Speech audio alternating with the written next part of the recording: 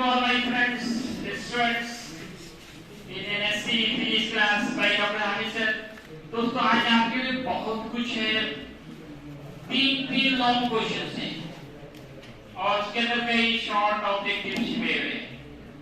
आज हम सोलेनॉइड पढ़ने जा रहे हैं, परिनालिका।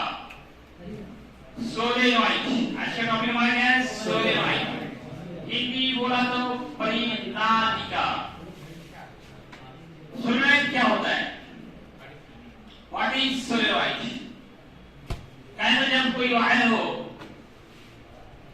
और उसको हम हेलिकल फॉर्म में लपेटें स्प्रिंग के रूप में, जैसे आप इस फिगर में देख रहे हैं, एक वायर को हेलिकल फॉर्म में रैप किया गया, लपेटा गया। इसकी लंबाई बहुत ज्यादा हो और डायमीटर बहुत छोटा हो, which length is much more than its diameter। जब भी किसी वायर को हेलिकल फॉर्म में लपेटा जाए स्प्रिंग के शेप में, कि उसकी लंबाई ज्यादा हो, लंबाई ज्यादा हो और डायमीटर छोटा हो, तो उसका नाम सोलेनॉइड हो जाता है। इसका गुण क्या है, यूज क्या है? सब मैग्नेटिक फील्ड। हाँ, ये मैग्नेट बन जाता है। जब से करंट पास करेंगे, it behave just like a magnet। ये क्या बन जाएगा?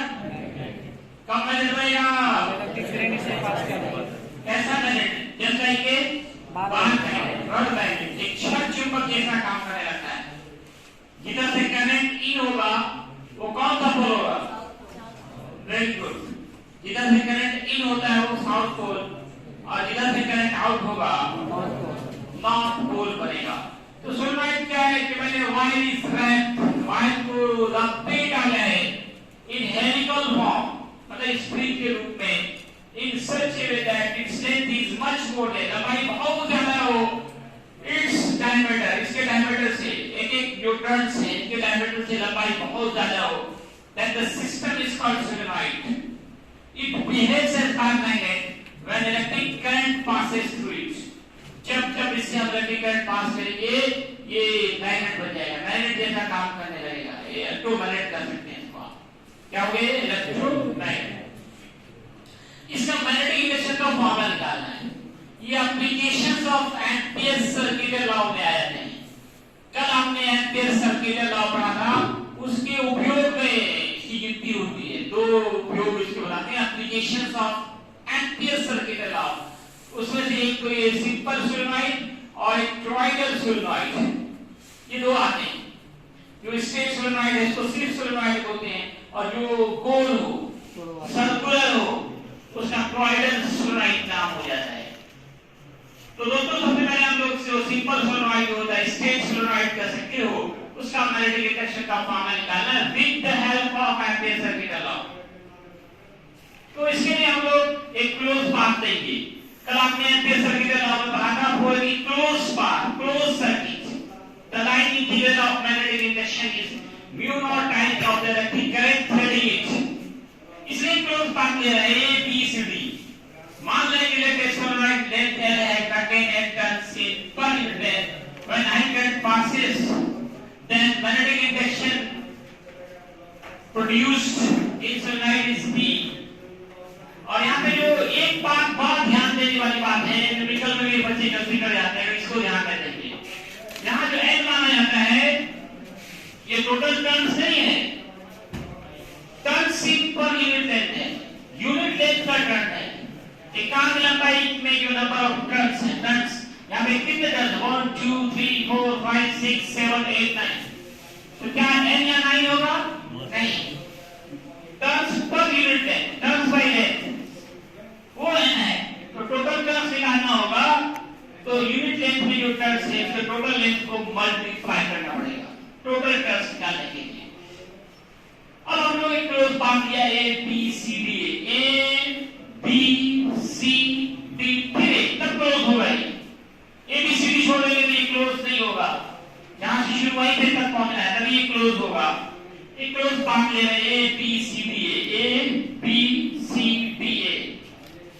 अब एम्पियर सर्कुलर लॉ से जो फॉर्मूला है उसको आप लिखते हैं। म्यू नॉट I पढ़ा था,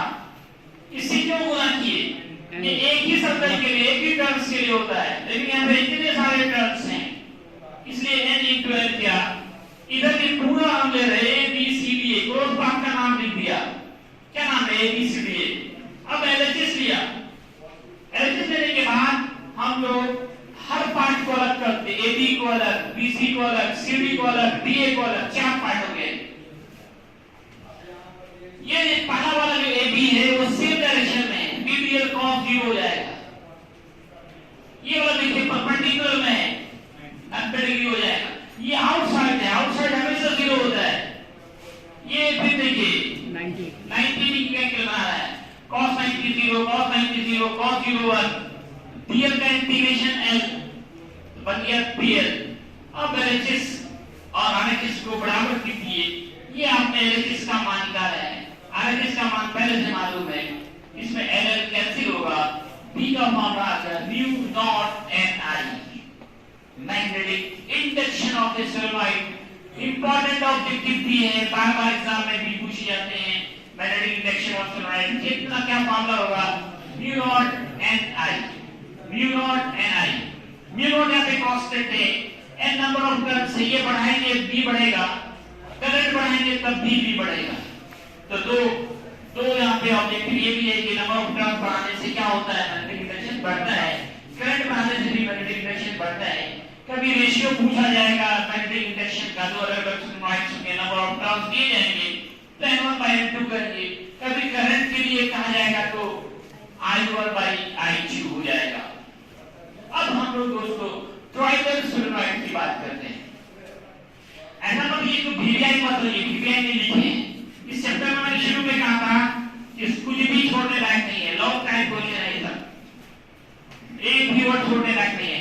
आप 100% के लिए जो पढ़ना है 100% के लिए वो एक वर्ड नहीं छोड़ता है और ज्यादा ही पढ़ता है।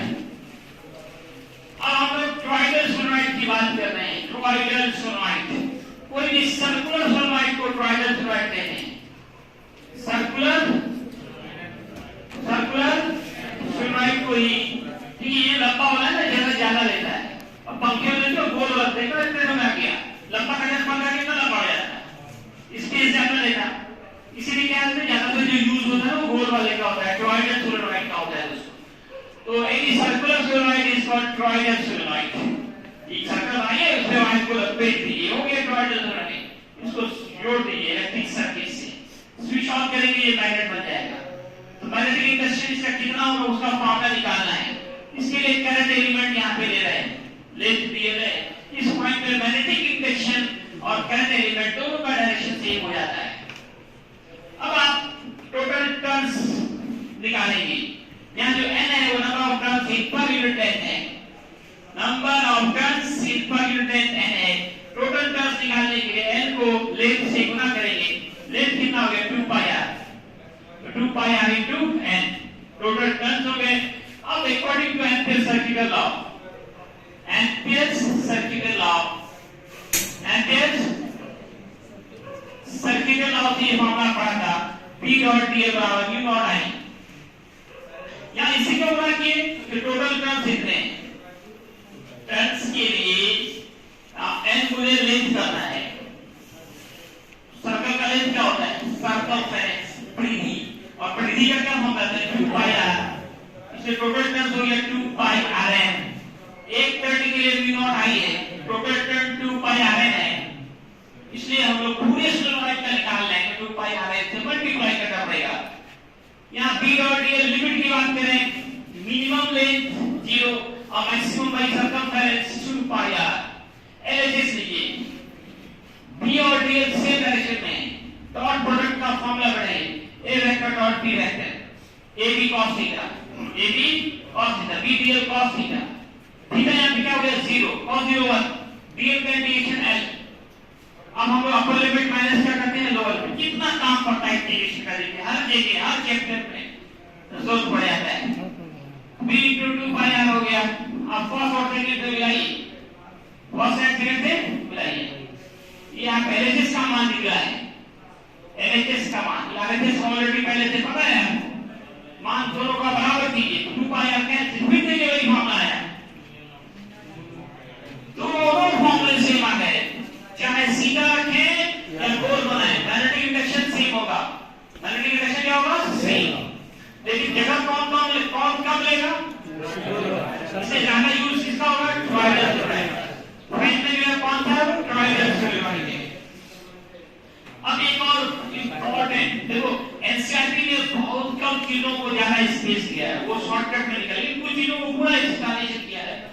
सोलेनॉइड है, और ये साइक्लोट्रॉन है। साइक्लोट्रॉन बहुत इंपॉर्टेंट लॉन्ग क्वेश्चन। साइक्लोट्रॉन ये भी आई लॉन्ग टाइप क्वेश्चन, तीन लॉन्ग मैंने कहा आपको। ये इसको नाम देखो, ये साइकिल प्लस प्रोटॉन मिलके बना है। साइकिल प्लस प्रोटॉन, साइक्लोट्रॉन को सभी विशेष को ब्रेक करो, स्प्लिट करो। ये साइकिल प्लस प्रोटॉन, साइकिल मतलब चक्र, प्रोटॉन को चक्र लगाया है, गोल गोल घुमाया जाता है, घुमा के उसके अंदर एनर्जी स्टोर की जाती है। इतनी एनर्जी स्टोर कर दी जाती है जिससे भी टकराए उसको चूर चूर कर दे। इसके लिए हम लोग क्या करते हैं, न्यूक्लियस को तोड़ते हैं, न्यूक्लियर फिजन रिएक्शन कराते हैं। न्यूक्लियर पावर प्लांट जो होते हैं, न्यूक्लियर पावर प्लांट, न्यूक्लियस को तोड़ना होता है, तो न्यूक्लियस को तोड़ने के लिए वहां पे साइक्लोट्रॉन का यूज करते हैं। साइक्लोट्रॉन, साइकिल मतलब चक्र, और ट्रॉन या प्रोटॉन से लिया गया। X प्लस आयन को प्रोटॉन बोलते हैं, पता है ना आपको? X प्लस आयन को प्रोटॉन कहते हैं। इसे प्रोटॉन को घुमाया जाता है, गोल गोल घुमाया जाता है, इतना बार घुमाया जाता है जितना घुमाने के लिए ये ना सर्कुलर पाथ से धीरे धीरे स्पाइरल पाथ बन जाता है। इस स्पाइरल समझते हो, सर्पिल नुमा आकार का ये जो पाथ है ना, वो इस तरह का कवर करने लगता है, इस तरह का। जैसे जैसे वेलोसिटी बढ़ती जाती है, रेडियस बढ़ता जाता है, बढ़ता जाता है। वेलोसिटी बढ़ेगी, kinetic energy half mv square. Kinetic energy का फॉर्मूला हाफ mv स्क्वायर है। जितनी ज्यादा वेलोसिटी बढ़ेगी उतनी ज्यादा उसके अंदर काइनेटिक एनर्जी बढ़ेगी। आप जो है बस के सामने आइए, ट्रेन के सामने आइए, क्या होता है, उड़ा देता है, कारण काइनेटिक एनर्जी जितना स्पीड में होता है उतना ज्यादा काम करता है, करता नहीं करता है। तो दोस्तों यहाँ पे यही करते हैं हम लोग। साइक्लोट्रॉन एक डिवाइस है जिसमें पॉजिटिवली चार्ज पार्टिकल प्रोटॉन को ही जनरली यूज करते हैं। जैसे साइक्लिक प्लस प्रोटॉन लिया गया है। Cyclotron is a device which is used to accelerated positively charge particle, positively कर दिया है, charge particle in such a way that charged particle gain much more energy and when collide with nucleus then nucleus splits। Nucleus की जगह पे वहां पे कोई भी टारगेट ले सकते हैं। न्यूक्लियस को बदल करके न्यूक्लियस ऑब्जेक्ट यहां पे क्या है, टारगेट, टारगेट मतलब लक्ष्य जिसको भी तोड़ना हो। तो जनरली हमारा टारगेट क्या होता है, न्यूक्लियस होता है। टारगेट मतलब लक्ष्य, जिसको तोड़ना है उसको टारगेट बोलते हैं। तो टारगेट यहां पे हमारा क्या होगा, न्यूक्लियस होगा, तो न्यूक्लियस टूट जाएगा। न्यूक्लियर फिजन रिएक्शन कराते हैं।